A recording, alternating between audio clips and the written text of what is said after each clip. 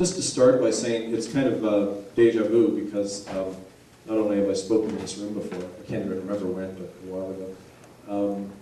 But a couple of things came to mind, just memories of what I should say tonight. And one of them was when 2 years after I was ordained, I was working in a downtown mission in Toronto. It's called Fred Victor Mission. It was the largest United Church mission in anywhere in Canada. It's an urban mission, and I was ministering to the homeless and to a lot of other people in the neighborhood.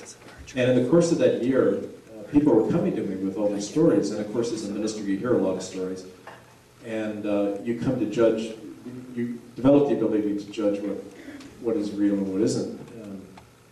And one of the things that people were sharing was that there was a lot of drug dealing, prostitution, other things going on in and around the mission. And as more and more people, including staff members, came to me with these stories, I eventually wrote a letter to the chair of the board, a guy called Paul Mills, who's a lawyer in Toronto, and just saying, these things have been said to me. I was kind of concerned, what do we hope to do about it? Well, shortly before I was asked to leave that place, he asked me to come down to his office, and he said something I'll never forget. It was up on this 20th floor of this Bay Street law office, kind of looking out over Lake Ontario, and I was talking about it. He finally turned to me and he said, "We know about all that. The only problem here is that you wrote a letter about it," which I find very indicative of the mentality within institutions and very relevant to here. The problem is not what's going on. The problem is you're talking about it, and that makes you a problem.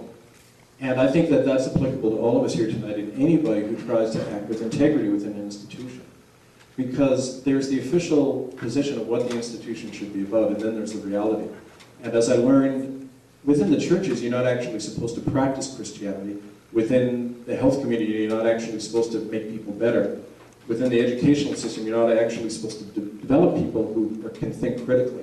And when the people try to do that and act, and there's a place for naivety, because we wouldn't be here unless we were naive people. We're well-intentioned people who got whacked over the head for acting on what we thought the system was supposed to be about.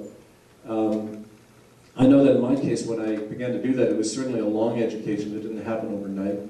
And just to kind of, in a nutshell, this has been going on for so long for me that in a way it's hard to talk about it because there's just too much to talk about. But I think if I had to summarize it, it would be that over the course of the last 15 years now, when I first began to come into conflict with the church about something that they were not, and still really are not willing to admit, the depth of crime that occurred within these Indian residential schools, the number of deaths and so on. Over those 15 years, on one level, I've lost a lot. I lost my family, I lost daily contact with my daughters, I lost my livelihood, for a while, reputation, ability to make a living. But I gained a lot more out of all of that. And what I gained was the recognition of what I was a part of and what I was complicit in, and what I'm still complicit in. And there's no greater gift than that, and a lot of the people who've given me this gift are people who are in a lot worse shape than I am or will ever be. A lot of the people you don't hear about. Kind of another deja vu experience I had tonight was reading what was being handed outside by, I'm sure, a well-meaning young man who was circulating stuff about me that was put out about 10 years ago, right after we did our tribunal into residential schools. And several of the people who were working with us in what was called the Circle of Justice suddenly turned and began to make claims about me which aren't true, but which still get circulation out there. And I have to, it kind of reminded me of my defrocking, because at the trial when I was tossed out of the United Church, the only public defrocking of a minister in United Church history, to the tune of $250,000, which should tell you something there. In the final report, and you can still read this on the United Church website, we submitted 38 letters of support from eyewitnesses, people who I'd worked with, people who had seen my ministry, unlike the people they had testifying against me at the trial, none of whom had ever seen me in action. But these 38 letters all disappeared. They never appeared in the United Church summary report. What appeared were 4 letters that they had solicited in the course of the trial from people who I had gone up against in Toronto, some of the officials of Fred Victor Mission.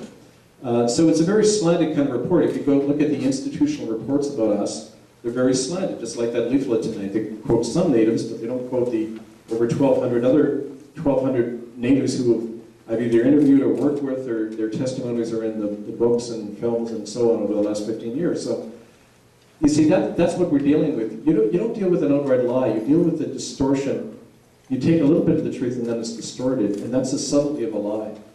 And you can never know the lie or the truth through hearsay or secondhand testimony. You can only know it from the people themselves, and that's why, you deal with a lot of this as a minister in a congregation. You deal with this rumor mongering and talk all the time. So what I often say to people is, don't listen to rumor, don't listen to hearsay, go to the source, go to the people, and talk to them, and see if it's true or not, and make your own judgment on that basis. So that's the only thing I'd say about something so explosive as this issue of the planned genocide by church and state of Native people in Canada, which is still going on, and we can get into that in the discussion.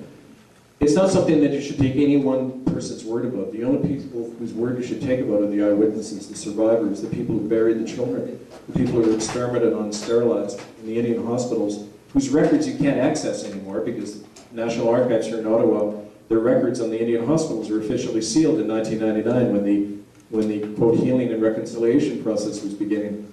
You can't read about that stuff anymore without security clearance.